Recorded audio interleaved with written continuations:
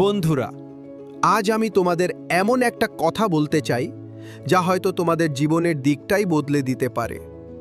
আমরা সবাই জীবনে সফল হতে চাই। আমরা চাই আমাদের স্বপ্নগুলো একদিন পূর্ণ হোক, চাই আমরা যেটা কল্পনা করছি সেটা বাস্তবে ঘটুক।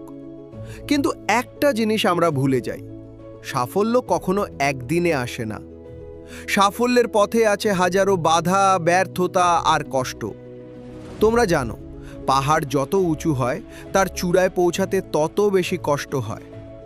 কিন্তু যে মানুষ কখনো থামে না, যে মানুষ প্রতিদিন একটু একটু করে এগোয়, সেই একদিন চূড়ায় দাঁড়িয়ে পৃথিবীকে দেখার সুযোগ পায়।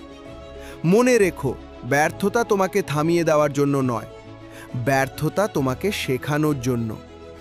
আজ তুমি হয়তো পরীক্ষায় ফেল করেছো, চাকরির ইন্টারভিউতে রিজেক্ট হয়েছো, অথবা যাকে সবচেয়ে বেশি বিশ্বাস করেছো সে তোমাকে ছেড়ে গেছে। কিন্তু এসবই তোমার গল্পের শেষ নয়, এগুলো কেবল তোমাকে আরও শক্তিশালী করে তুলছে।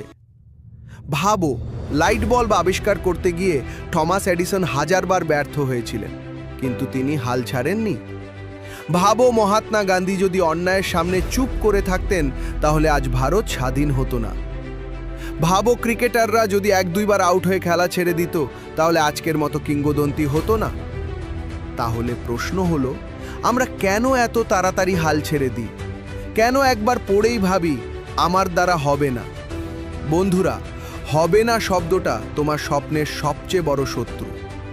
জীবনে কিছু পেতে হলে তোমাকে বারবার পড়তে হবে, বারবার চেষ্টা করতে হবে এবং বারবার উঠতে হবে।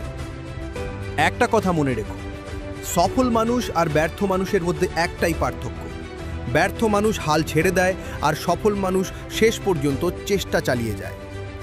আজ তোমার হাতে টাকা না থাকতে পারে, আজ তোমার রেজাল্ট ভালো নাও হতে পারে, আজ তোমার পাশে কেউ নাও থাকতে পারে, কিন্তু যদি তোমার ভেতরে একটা অদম্য আগুন থাকে, আমি পারবো, তাহলে কোনো শক্তি নেই যা তোমাকে আটকাতে পারে। পরিশ্রম করো, সময়কে মূল্য দাও, ভুল করো কিন্তু ভুল থেকে শিখো, আর সব সময় বিশ্বাস রাখো নিজের উপর।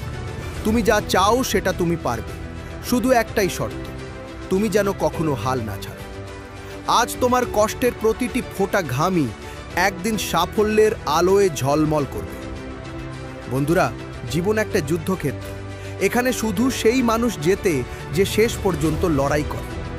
তুমি পারবে, কারণ তোমার